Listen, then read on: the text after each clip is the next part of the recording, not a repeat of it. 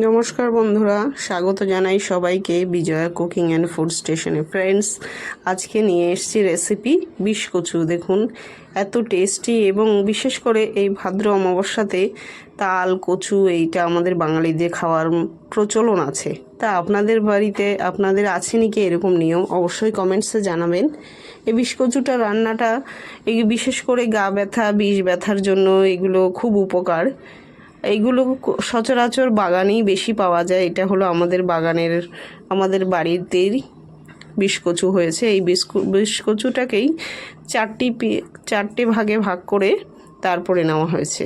এই দেখুন এর যে উপরের যে ছালটা আছে, খোসাটা, এটাকে প্রথমে চেঁচে ফেলে দেওয়া হবে। কোনো রকমের এই যে রান্না করলে অনেকে ভয় পায় যে গলা ধরবে, কোনো রকম গলা ধরবে না, আর দারুণ টেস্ট। তাই চলুন রান্নাটার প্রসেসটা এবার শুরু করি। প্রথমে ফ্রেন্ডস, রান্নার জন্য বিষকচুটাকে প্রথমে খোসা ছাড়িয়ে নিয়ে ওই কচুটাকেই, আর কোনো ধোয়ারও প্রয়োজন নেই, এবার একটা গ্রেটারে ভালো করে গ্রেট করে নিচ্ছে। আপনারা চাইলে হাতে অবশ্যই গ্লাভস পরে নিতে পারেন, যদিও একে ভয় লাগে হাত চুলকায় কিনা তার জন্য। আমার শাশুড়ি মা খালি হাতেই করছে। এই দেখুন সম্পূর্ণ কচুটাকে এইভাবেই গ্রেট করে নেবে, একদম ইনস্ট্যান্ট। অনেকে এই কচুটা অনেকে হয়তো 3-4 দিন রোদ্রেও রেখে করে, কিন্তু আমাদের বাড়িতে সঙ্গে সঙ্গে এটাই হচ্ছে। আর ভাদ্র অমাবস্যাতে তো কচু খাওয়া খুবই উপকার। প্রথমে কচুটাকে ফ্রেন্ডস ব্লেন্ডারে ঘষে নিচ্ছে, এবং একই সঙ্গে দিয়ে দিয়েছে 4-5টা শুকনো লঙ্কা আর সরষে। আপনারা চাইলে এর সঙ্গে নারকেলও দিতে পারেন, আমি নারকেলটা দিচ্ছি না। এটা দিয়ে করব চিংড়ি মাছ দিয়ে, এরকম ডিমালা চিংড়িটাকে কেটে বেছে ধুয়ে নিয়ে পরিষ্কার করে আসছি। ততক্ষণে ফ্রেন্ডস বাদবাকি কচুটাকেও ঘষে নিল একইভাবে। এই দেখুন সর্ষে দেওয়া, শুকনো লঙ্কা দেওয়া আর কচু, সব কচুটাকেই এইভাবে একইভাবে ভালো করে ব্লেন্ড করে নেবে। আর যাদের শিল নোড়া আছে নোড়াতেই বেটে নেবে। নোড়াতে বাটাটা একটা রিক্সের ব্যাপার, হাত চুলকাতে পারে। একই সঙ্গে দিয়ে দেবে কিছুটা আদা। দেখুন আদা দিয়ে পুরো কচুটাকে ঘষে নেওয়া হয়েছে। আর প্রথমে একটু কড়াইতে জল টানিয়ে নেওয়া হবে এই কচুটার। এর যে নিজস্ব জল, একটা জল ভাব, সেই জলটা টানিয়ে নিচ্ছে। একই সঙ্গে দেবে হলুদ গুঁড়ো, লবণ, স্বাদ মতন লবণ, আর একটা টমেটো কুচি। টমেটোটা কুচো করে আগেই দেওয়া হয়েছে। এবং একই সঙ্গে ফ্রেন্ডস এখানে রোস্টেড ধনিয়া জিরার গুঁড়ো আছে। এইভাবে আধ ঘন্টার মতন কচুটাকে আস্তে আস্তে করে সব জল টানিয়ে নেওয়া হবে।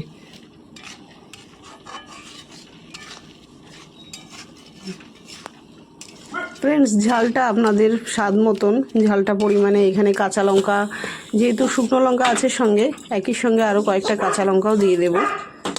ঝালটা আপনাদের যার স্বাদ অনুযায়ী। ফ্রেন্ডস, এবার জল টানানো হয়ে গেছে। এবার সম্পূর্ণ কচুটাকে নিয়ে ওই একই কড়াইতে সর্ষের তেল দিয়ে আর দুটো শুকনো লঙ্কা সঙ্গে সাদা জিরে দিয়ে ফোড়ন দেওয়া হবে। ফোড়নের জন্য দিয়ে দেওয়া হলো, এবং এবার কচুটাকেও দিয়ে দেওয়া হচ্ছে। এই দেখুন প্রথমে জল টানানো হলো, এবার সোমবারি দেওয়া হচ্ছে। সোমবারি দেওয়ার জন্য শুকনো লঙ্কা দিতে পারেন আপনারা, এর সঙ্গে তেজপাতা আর সাদা জিরে। একই সঙ্গে ফ্রেন্ডস কচুর সঙ্গে খুব ভালো লাগে আমাদের এখানে বিলেতি ধনেপাতা। এই বিলেতি ধনেপাতা, বা আপনারা চাইলে দেশীয় ধনেপাতা, যে কোনো একটা ধনেপাতা দিলে ধনেপাতার একটা সুন্দর গন্ধ হয়। তার জন্য আমাদের এখানে অ্যাভেলেবেল পাওয়া যায়, এই ধনেপাতাটা দেওয়া হলো। হয়ে গেল নিরামিষ কচু। লাস্টে নামাবার আগে আপনারা অবশ্যই গরম মশলা দিয়ে দিতে পারেন। গরম মশলা হয়ে গেল এটা নিরামিষ কচু ভাবে। এবার বাছা চিংড়ি মাছগুলোকে প্রথমে লবণ হলুদ মাখিয়ে ভেজে নেব। এই চিংড়ি মাছের বদলে অল্টারনেট আপনারা অবশ্যই ইলিশ মাছ দিয়েও খুব ভালো লাগে, ঝোল ঝোল কচু আর তার মধ্যে পিস পিস ইলিশ মাছ বা চিংড়ি। তা আমি এই ডিমালা চিংড়িই দিয়ে করছি। এই দেখুন চিংড়ি মাছটা কেটে ধুয়ে বেছে নিয়েছি। আর যেহেতু এটা ডিমালা তাই এর ওই খোসাটা ছাড়াইনি, আর অন্যান্যগুলো খোসা ছাড়িয়েছি। প্যানের মধ্যে দিয়ে দিলাম ফ্রেন্ডস কড়াইতে সরষের তেল। সরষের তেল গরম হতেই চিংড়ি মাছগুলো ভালো করে ভেজে নেব।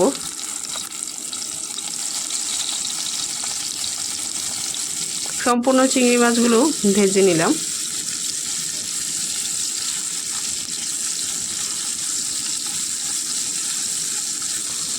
উল্টে পাল্টে প্রত্যেকটা চিংড়িকে ভেজে নিলাম এইভাবে কচু দারুণ টেস্টের, যেটা আপনারা অবশ্যই বাড়িতে বানিয়ে অবশ্যই কমেন্টসে জানাবেন কেমন লাগলো। আমাদের তো দারুণ লাগে এরকমভাবে কচু। আর কচু তো বিশেষ করে রক্ত পরিষ্কার, গা ব্যথা এগুলোর জন্য খাওয়া খুব উপকারও। আর যাদের গ্যাসের প্রবলেম আছে তারা নারকেলটা অবশ্যই অ্যাভয়েড করতে পারেন। চিংড়ির বদলে ইলিশ মাছ খুব ভালো চলে। তো ফ্রেন্ডস, হয়ে গেল চিংড়ি মাছগুলো ভাজা চিংড়ির হয়ে যাওয়ার পর ওই একই কড়াইতে আরও সামান্য অল্প তেল দিলাম। তেল দিয়ে পেঁয়াজ রসুন দেব। এখানে পেঁয়াজ রসুনটা এইভাবে দিচ্ছি। আপনারা চাইলে ব্লেন্ডারে পেস্ট করেও দিতে পারেন, বা কচু যখন পেস্ট করছেন তখনও করতে পারবেন। আমি এভাবে একটা রসুনকে ভালো করে কুচো করে নিয়েছি, কুচো করে ভাজা করে নেব লাল লাল করে। একই সঙ্গে দেব কুচিয়ে রাখা পেঁয়াজ একটা। রসুন পেঁয়াজ ভাজা করবো একসঙ্গে।